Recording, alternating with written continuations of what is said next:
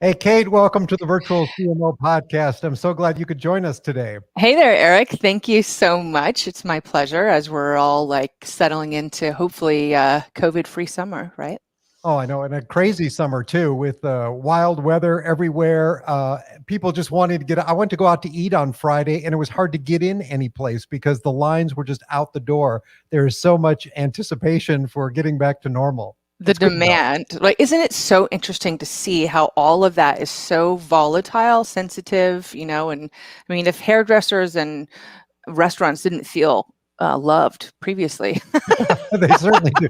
The ones that are left, at least. It's sad to see how many empty like shops there are and businesses that have Yeah. closed.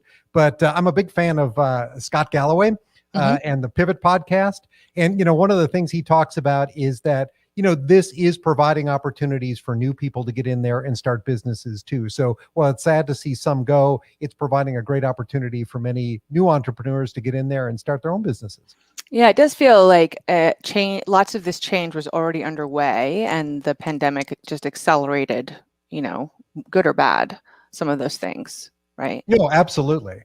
And, there's this whole concept behind, if I've got a business, should you be entitled to keep a business that runs on razor thin margins? Well, maybe not. Maybe not every business is meant to succeed. Sounds like a startup. Yeah, that's right. That's very much like a startup.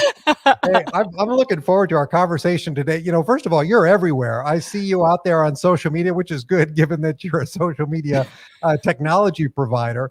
But Thanks. you have really embraced podcasting and the benefits of being a guest on podcasts. And I'd love just to hear about your thought process there and how you sort of looked at podcasting as a way to sort of build your personal brand and then also help your business. Sure. Well, thanks for asking me to be your guest, of Yeah. course. Well, number one, like, work what you got. I mean, I did have this other life in radio. My last gig was broadcasting to 20 million listeners a day for XM. So, of course, I love the power of sound in general and broadcast medium. And I got good at that. And my superpower, although it's a cliche to use that phrase, but my superpower is making fans. And so listeners into fans, right? Customers into evangelists, same idea. So let's lean into that was my first idea. And then this is content for me, Eric, right? So to be really honest, I'm not just Mhm. doing it to be cool or to be seen or heard. We use it all as lead gen. So I'm going to ask you for the file afterwards, and hopefully you'll give it to me. And then I'm going Sure. to run it through the AI of Lately. Lately's going to dice up everything we say into the coolest quotes with matching video clips. And then I'm going to use that to go and get our customers. And this process that we use gives us a 98% sales conversion. Let me just say that again for It's people. amazing. 98%. Yep. So it's selfish. And it doesn't matter to me whether you have, 200 listeners or 20,000, because the content is what works. Well, I don't look at it as selfish at all. I look at it as smart. You're taking advantage of a channel that is growing in popularity. As a podcaster who's been doing this for a little while now, I am really excited about what's going on because we've got, Spotify making big moves. They're pushing Apple to make big moves. Now you got Facebook getting into the game. There's a lot going on, which is going to give more channels, more opportunities to creators, more ways of getting the message out. And that sort of leads me into, what do you think the state of social media is right now? It seems like these platforms are really investing in themselves. Twitter finally sort of got off their ass, if you will, and is starting to make some investments in that platform with Yeah. spaces and subscriptions and things like that. Is this a great time to be using Isn't these it? platforms? Yeah, isn't it interesting, right? So like it remains to be seen. So Clubhouse seems pretty dead actually, but they certainly Yep. started a fire, and we don't know if everybody's just piling on to be copycats. I was most excited to see Spotify in that race because I think they can do it best, Mhm. because I believe that Spotify understands the theater of the mind and the artistry of sound more than anyone. I really do believe that, and that's what makes it magic, right? You can't just, it's not just a platform or the media or the medium itself. It's what the potential is, and how well it bridges the gap between art and science or human and technology, right? Yes. And then what the other thing I was thinking about, you're saying this, is LinkedIn, right? So LinkedIn just like put out all these new algorithms. They just tanked my experience there. So LinkedIn, as everybody knows, the last couple of years has been this like super high engagement. You could get like organic reach all day long. And then they actually put the kibosh on like all the stuff I was doing. Like, so my team piles on everything. We could use it for lots of lead gens, but it also forced me to participate and like be a really super active member. And because the new algorithms are giving me probably a third or quarter of the organic reach I've had before, I'm looking to other platforms. Yeah. Right. So duh, I'm pretty mad at them. No, LinkedIn can be a challenging platform, right? You know, they're a little slow. Look at what they've done with their stories feature. It's pretty basic, pretty primitive. Not a lot of people are really engaged with it. Yeah. I've been trying to get into their live streaming video forever and a day, and it's been in beta for years, and they just can't seem to get out of it and allow more creators to get on the platform, which is too bad. I don't know why they move so slowly. They're very tight stringed. I mean, it's, remember when they first got breached a while ago? I mean, ever since then, they've just been sort of tight around it. And believe me, same frustration as a startup, for most of these platforms, in case anybody's wondering out there, if you pay lots in advertising, like $500,000 or more a month, then you get to become a quote partner and you get access to all these goodies. And the rest of us have to just sweat it out, right? So they're really putting the kibosh on the underdog. Which is annoying to me, but anyways, we will find a way. I mean, social, it's so funny, Eric, like social media, everything is social. Sales is social. Humans are social. Obviously, if you didn't realize that in this pandemic, then what the hell? Even dogs are freaking out a little bit. They don't know how to behave suddenly, right? So it's not new. It's not new, but again, it's the medium or the media that's providing us either better, faster, or easier ways to do it. I'm really, as you can tell, I'm really excited about the potential for more and more people and the mindset to make that art part of the default, right? Because generally, as humans, we tend to science everything to death. It's true. Right? And I believe that the pandemic has helped shift some of that, right? Thank God. Well, yeah. And, it's interesting. You mentioned Clubhouse before. And my personal feeling is that one of the reasons that Clubhouse took off is people were dying for engagement, right? They wanted to be able to personally connect with other people. And that was the right tool at the right time to do it. And actually, their success is partly what hindered them. As they got bigger, it became harder to actually engage with anybody because the room sizes would get so big. So, maybe they had their moment in the sun and now people are going back to some of these more traditional channels, but they're obviously opening up new ways to interact as well. And you talked a little bit before about how you would use the content from this podcast for promotion. How important has video now become for what you're doing at Lately? It's so interesting. It a couple ways. Number one, video changed the market for us, right? So last year we had a confluence of events happening. One is we released a video feature where we clip up the video quotes, right, and make you hundreds of mini movie trailers essentially. And that inspired Gary Vaynerchuk to create an entire Twitter channel fueled 100% by Lately's video clips that got him a 12,000% increase in engagement. So social proof is good, right? Yes, very good. And then using dog fooding our own products, so doing exactly what you talked about before, all these podcasts gave us more social proof, and also in two ways, because people could see our product in action. So I was able to cut out kind of the middleman, and video is cool. It is right. Cool. I like audio better than video. I mean, to be really honest, I do, because you have to work harder. It's like reading, right? So there's a part of your imagination that has to participate in the product process to close the loop there, right? The theater of the mind. Yes. And I'm in love with that. I think it's so fascinating that you, Eric, when you wield the mic as the host, you've got this really beautiful, almost visceral kind of power that you can leverage or not leverage, right? The skill is how do you leverage it, but to make me feel or the listener feel as though we have a voice with you, right? Well, I love that. And I think that it's that human connection, right? I think that's part of the reason that video works so well is because people buy from people or they relate to people. And so being able to see you is one way of sort of opening that door so that they can relate to you better. But I go back to your DJ days at Sirius XM, right? I think about, somebody like a Delilah, right? And how popular she was, or still is, I guess. And it was all about her voice and the way that she related to her audience. Yeah. So it doesn't have to be video. You can do it through audio for sure. The mystery is what it is, right? The mystery, My radio voice, Eric, is a different voice. Uh-huh. Can you hear that? Yeah, for sure. Yeah, and it's on purpose. And I had to learn that voice and practice it and figure out what voice was going to be mine so that I could communicate the personality that I wanted to communicate, which is authentically me, but it's a very specific. It's the one that can talk to a black box of emptiness and 20 million people all at once, which is a different, that's a different person than the woman you're seeing here, Sure.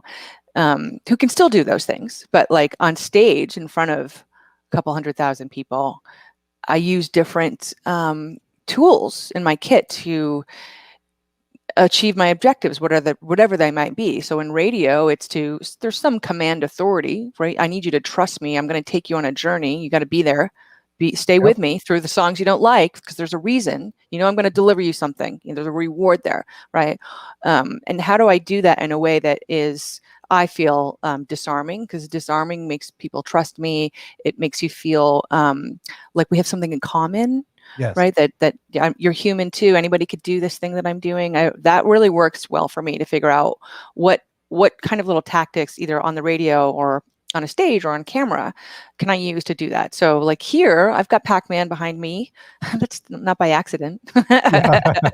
Sometimes I change it up, but I'm a child of the 80s. I have a couple of arcade games from when I was young out back, and that sucker is velour. Velvet. Remember? Ooh, yeah. Remember that stuff from what was it? Spencer Gifts. Right. Exactly. But my dad was actually a print retailer in the 80s, so that's where I got it from.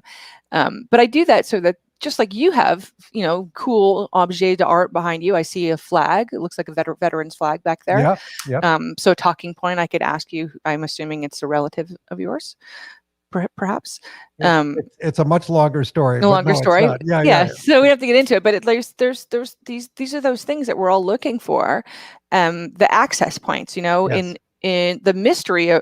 So the bummer about Zoom, even though we've been doing it for a long time, is that everybody's doing it now. And I'm in my shorts, as you already know, because I got up to change a couple of times. And my hair is messy. You can see my closet back there in my life, and I don't care to polish it up personally because it works for me. Right. But it's sort of working for everybody, which is annoying. So now I have to change it up because I was giving people access to my green room before, which was cool. And now it's cliche. Mm. What am I going to do? I don't know. I haven't figured it out yet. No, I think that's really interesting, though, because when you're talking about voice, I mean, this is really a great segue into starting to talk a little bit more about AI and what AI can do for you. But it is something that is truly unique to each of us, right? Our voice, how we want to portray ourselves to the market. And that's no different for a brand. A brand has a voice and they want to portray themselves to the market in a unique and authentic way. And so now when you start to layer on technology to voice, and you start to say, okay, here's some really great content that I've written. This is in my voice. Now I'm going to give it to a machine, and the machine has to regurgitate something back to me that sounds like my voice. And how successful is it? Right. I mean, for us, there's that 98% sales conversion that we get, and we don't do any paid ads or cold calls or cold emails. Now that might change, but we've been able to get away with it so far. And I'll describe to you how it works actually. So, I was a fiction writing major, Eric. So I'm good at writing copy, and I was in radio for a dozen years, and I was also the production director at almost every station I worked with. That's the person who is in charge of all the commercials, and also the station identification sounds, like the cool ones, not just the boring ones. So what's the audio imagery of the station like? So I got to do all that stuff, and when for lately, like the copy that I write for our brand, the organic social posts that I personally write from my channels, lately studies, the AI studies. And I created a series of writing rules based on how I write. I actually give workshops about it all the time, but I gave it to my staff. Okay. And so I asked my copywriters to mimic these rules, which again, the AI learns. And so it's the first thing that it learns before you, the customer, log in and give us your access to your analytics. So there's a baseline of content. Then it starts to study your content and then tweaking your voice, but adding on my best practices because they work. And then it also is able to use the knowledge of all of our customer base as well, right? So with us, however, the human element is huge. And this is a deal breaker for a lot of customers where the AI is designed to get you 3/4 of the way there. But we insist that you, the human, must come in and touch every piece of content it vomits out there for the reasons you all just said, right? To give it that context, to make sure it is, on point, and then to help it learn, to put your voice on it. That's that magic, because we don't want to art and science, right? We're back at the same thing. We know the art is crucial to the science. They got to go hand in hand. The easiest way that I think I can relate to what I think you're describing here is oftentimes when you outsource content development, maybe to an English speaker in a non sort of US country, you get back the content and it's grammatically correct, but it's not right. It's not your voice. It's not something that somebody you could send out to the world and then not say, he didn't write that. Yeah, the AI actually, because it's only pulling quotes from you originally, so it's actually not rewriting anything, which is great. Okay.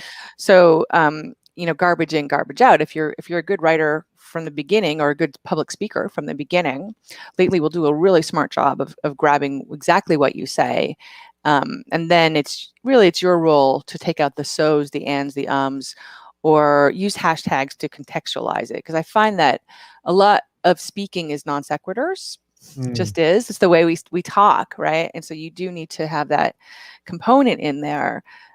We do have a version of the AI that does write from scratch, by the way, but that's in private beta. Yeah. So I can't talk about it, or I'd have to kill you. No, I'm just kidding. But it's funny, and this is the exciting part to me. I love watching the way customers are thinking about what we're making and turning it into things we didn't intend or expect, right? Because can you give me an example of that? Yeah. Well, first of all, we had people start using lately in multiple languages. So like suddenly I saw Portuguese tweets go out on an account that I knew was ours. And I was like, what? And they just decided to try it. They put in a blog, pressed a button, lately. See what happens. Yeah. Pull them all out. So we do Japanese and German and French and a whole bunch of other ones now, which is crazy. The other thing we saw was a customer who started to reverse engineer the product. So they would go to the analytics first, look at Lately is sorry to be a commercial for Lately, but Lately is studying the keywords and phrases and sentence structures of social posts that you produce that get you the highest engagement.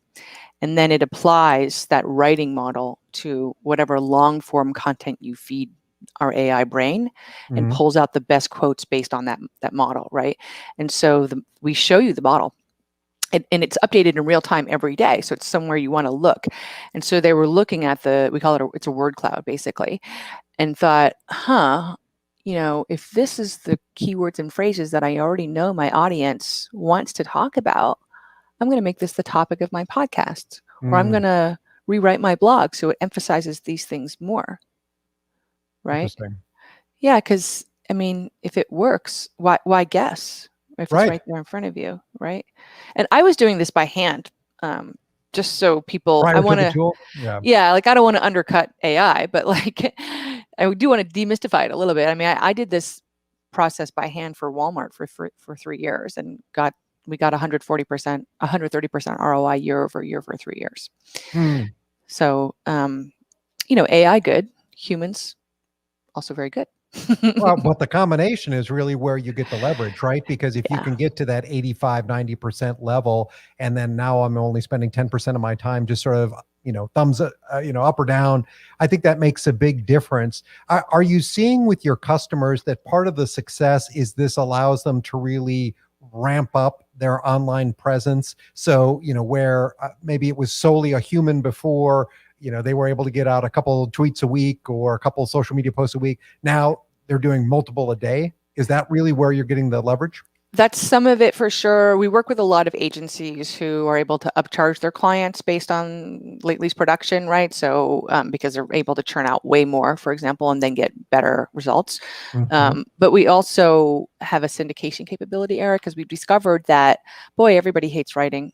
Takes a lot So of whether time. it's yeah, sales teams or executives, so we were talking about executives earlier, people at the top who need to look smart on LinkedIn, or employees who want to do employee advocacy or influencers.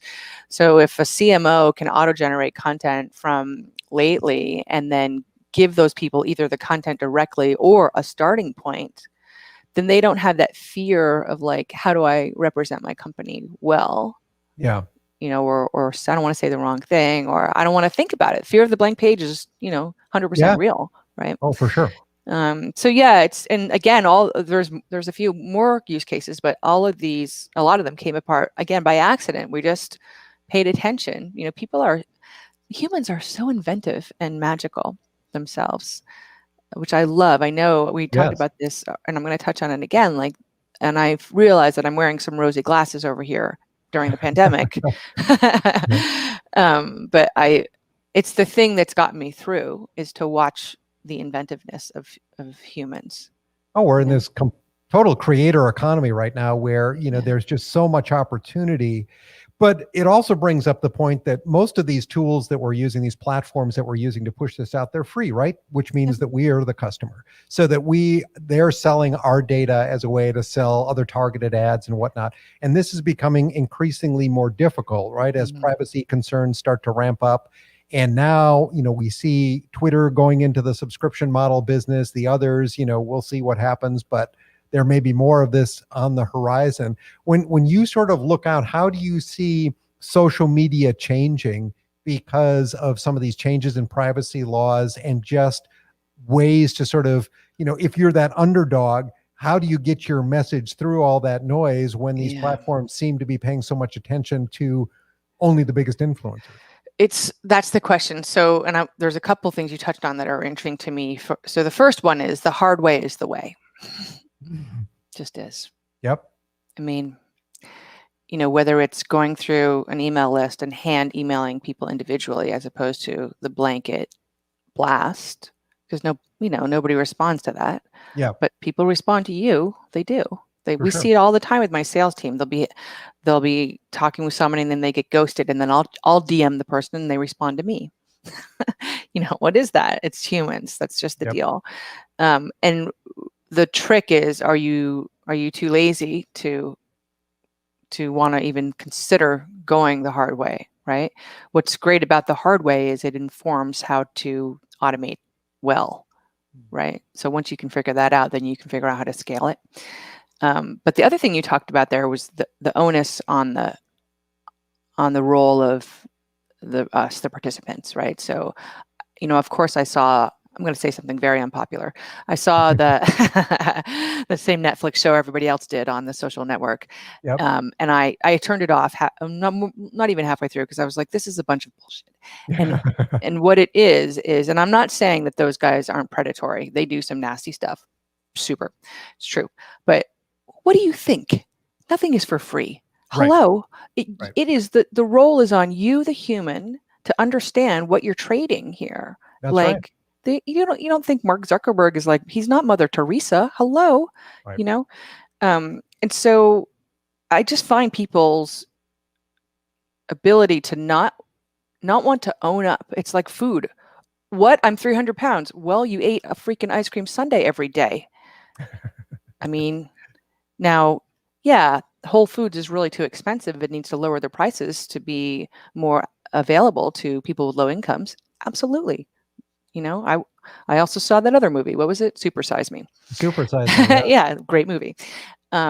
But anyway, so, and that's the same thing. Just general social media is the same thing. People freak out about context all the time. I remember, so something people go to the mat with me on is words and word choice. And I am, I'm not very traditional. Can you tell, Eric? I can tell. And, you know, sometimes I'm slightly offensive, maybe very offensive. I don't know. And I don't really care. I've grown up enough to not apologize for that, even when I even embarrass myself, which does happen a lot. But context is everything. Every word, even the worst words, has a purpose and a place in context. And the onus is on me and you to not only, as the author, if we're talking about words, to put the context there, but it's also on the reader to not jump to an assumption, to think about what is the real intention. You know, like if that was the case, all this fake news wouldn't be driving people's actions. That's right. You know, so and this is what we're talking about. And sorry to be you know, whatever on a stoop here, but we're talking about this is basic communication, right? Communication skills, and how, you know, right now and I love emojis because I need them, frankly, because I have what I call resting bitch face in writing. I do. In writing. But like we've reduced ourselves to grunts essentially, you know, and this is why, again, I'm so interested. So we saw fast food go to slow food. Okay, right? We're seeing radio come back, Clubhouse. Right. You know, I believe marketing is going a similar way. I certainly am pushing that one, as I think you can tell. The hard way is the way, right? And I'm curious to see kind of what else, but like, you know, as far as communications go, specifically, like pick up the damn phone is my favorite thing, right? I'll see on my own team Slack communication. If I say to them, if there's more than 2 or 3 back and forth, time to get on the line. Pick up the phone and talk. Yeah, right. And it's so people are allergic to they're allergic to helping each other sometimes, you know, to really getting someone across the line. Excuse me. Go ahead. No, I was just going to say, I really like the way that you talk about, you know, sort of the hard way is the way. And I think so much of the technology that we have is designed to make things easier. But in its effort to make things easier, it's also making things a whole lot more complex. I don't have it loaded up, but one of the charts that often shows that huge MarTech Yeah. mess, I know it well. You know, that shows all of the logos on there. And you know, you can't even read them. They're so small now because there are so many marketing automation kinds of technologies that you can incorporate. And some of them are wonderful. They do an incredible thing for your marketing strategy. But then you add another one, then you add another one, then you add another one. And you know, you find your whole workday is chewed up just managing all of this technology that you have. And you wonder, what is the effectiveness of it? Am I really improving the way that I communicate with my customers, that I get my message out? And I think that that's still the heart of it. Do you have a message that is clearly defined? Do you know who your target audience is? Do you know what you want to say to them? Do you know what their needs are, their pain points? And some of that gets just lost in this sea of technology and all of these channels that you can speak in. For sure. That's the science it to death, right? Like here's a story that someone told me that I love to touch on, but and I should look this up because I always start it by saying I don't know if it was Betty Crocker or Duncan Hines. I think it was Betty Crocker. But when they first made cake in a box, they included powder eggs, so it was the whole thing was in a box. You just had to add, I guess, oil or water. And they found it didn't sell very well because it just seemed weird. So they took out the eggs so that the housewives at the time had to add eggs. And then they felt as though they baked the cake. They made the cake. They were really cooking. Yeah. They're really cooking. So there's a great example of like, there has to be just enough human. Right? What is the tipping point of where we feel like it's too robotic or not enough? You know? Another metaphor, and I think this is so important for people to get. We were talking about, Keith Richards says it the best. Without the roll, it's just a march. rock and roll. Think about that. Yeah. Right? Well, that's interesting. A Yeah. profound comment from Keith Richards during one of his more sober moments.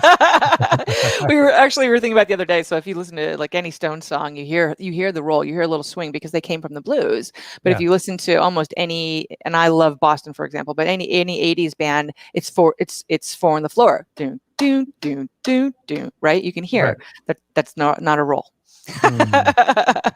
It's a march with a lot of drums. I like that. Good old Keith Richards.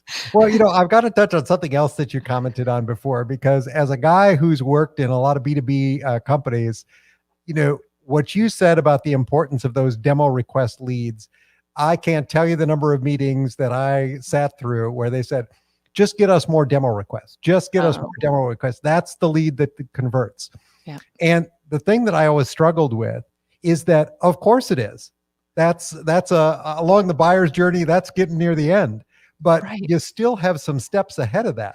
It's hard to short circuit all that other stuff and just get a demo request. So when you look at your own company, how do you look at that overall buyer's journey and the pieces that you have to satisfy along the way to get them to that point where they say, I want a demo request? Thanks for asking, because you're right.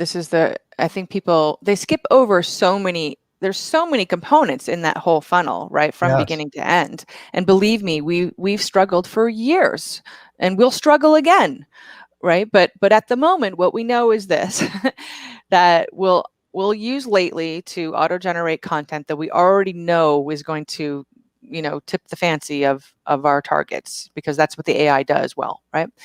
And so the other thing there is not only the quality, but it's the quantity. You have to put out a lot because like radio taught me and everyone else, we're going to hit you with the same song at least 300 times a week, hoping you'll hear it once. That's marketing 101. You have to have quantity.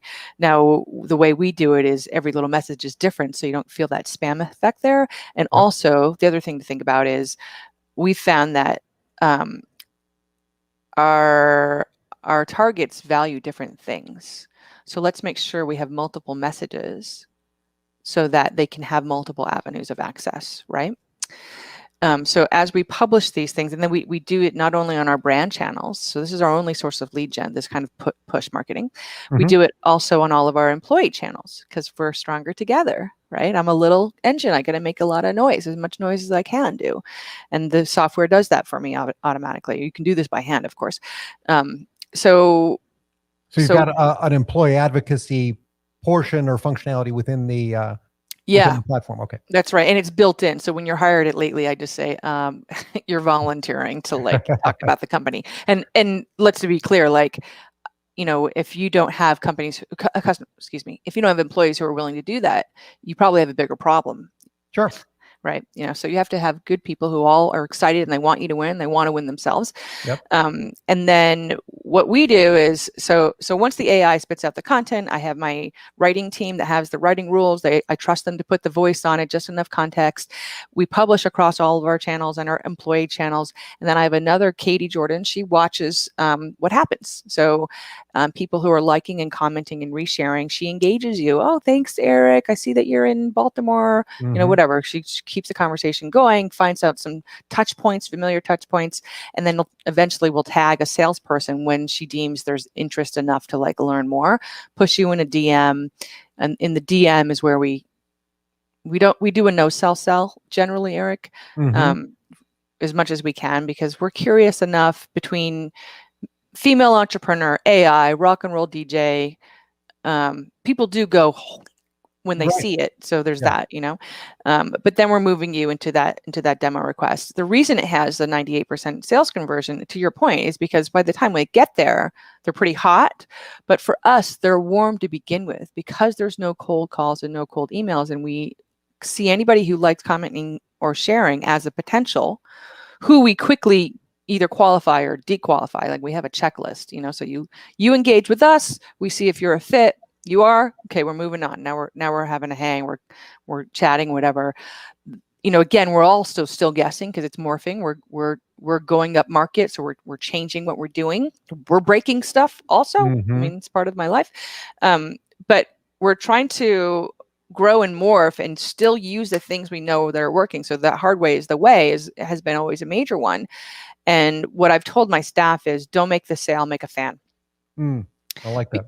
Yeah, because like evangelism goes a long way. We were working with Colleen from Microsoft, and I said to Colleen, I was like, how many people did you tell about lately after you first saw it? And she said about 8 or 9.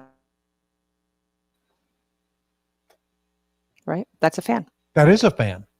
Well, and I know we're coming up on our time here, but just on that point, one thing that I wanted to ask you is part of the challenge with a lot of the automation tools that are there is once you start to automatically post online to the various social networks, they're not all very accessible in terms of tagging people. Sometimes you can tag a person, but you can't tag a brand, or you can tag a brand, but not a person. Yeah. And one of the things that I found is that's a great way to get engagement, right? Is that if you tag somebody in it, obviously they're more likely to see it and share it and whatnot. And so it almost forces people to the original platform so that you can do that tagging, which then defeats the whole purpose of having some of these automation tools. Yeah. So I'm just curious about, do you think that that's a correct assumption that the tagging really does make a difference? Or if you just post enough, eventually you get through that anyway? I mean, what you're touching on is, again, the hard way is the way. So those platforms do that for a reason. They want you to engage. And, we have customers who are, will go to the mat with us about social listening. So we don't do social listening, the traditional, well, not the traditional, the modern way, whatever that means, but we do it the traditional way, which is like, go to Twitter and pay attention to your feed, which is what you should be doing anyways, right? Yeah. There's a total reason for that.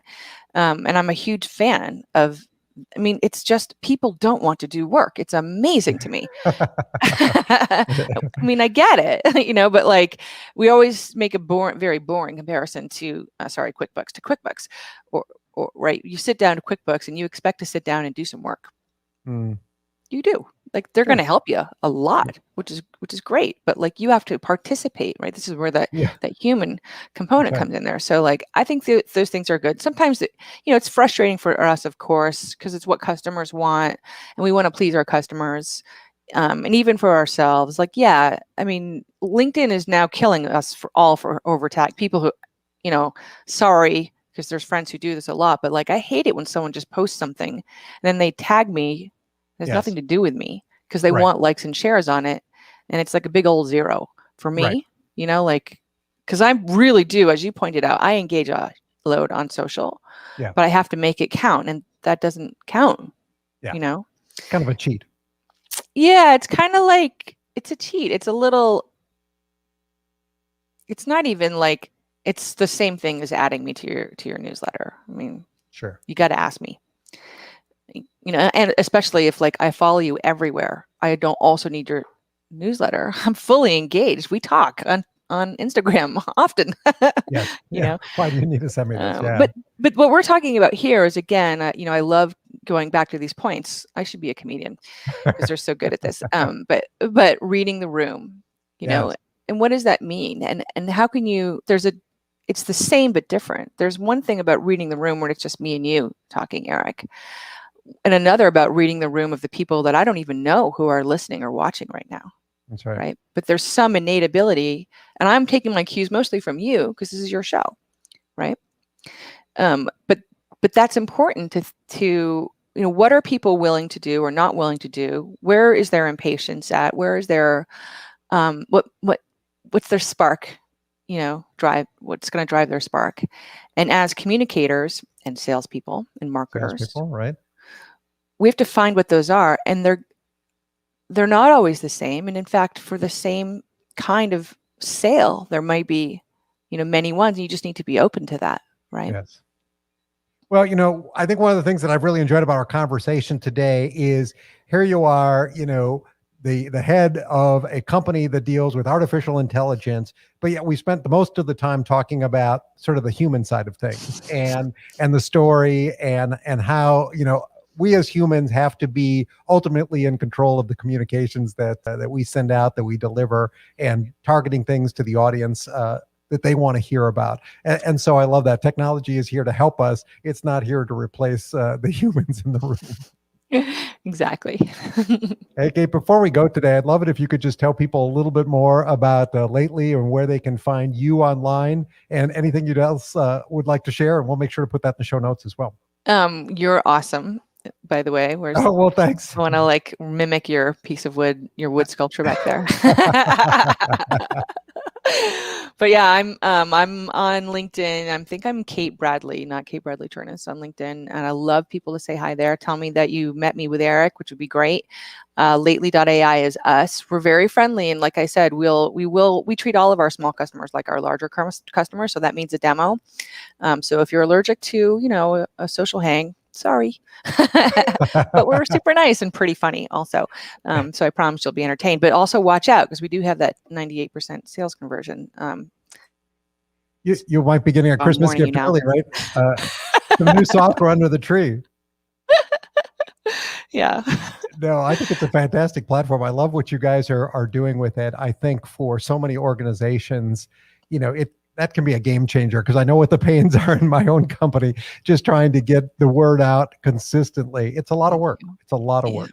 It sure is, but we're doing it, and it feels so good. I was talking on Twitter about lifting up other underdogs, and I'm a woman, and I am an underdog, and certainly other people have it harder than I do. But if this whole journey, I get punched in the face constantly, and nothing matters more to me than inspiring somebody else to just get up and maybe it's just write that social post you were scared to make, right? Or maybe it's to tell your boring CMO that they need to be more human on LinkedIn. Yep. Or maybe it's to, start your own marketing agency like you, or start your own AI powered software company, even though you came from a career in line cooking and rock and roll DJing like me. Rock and roll DJ. Oh, what was that voice again? What's your radio voice?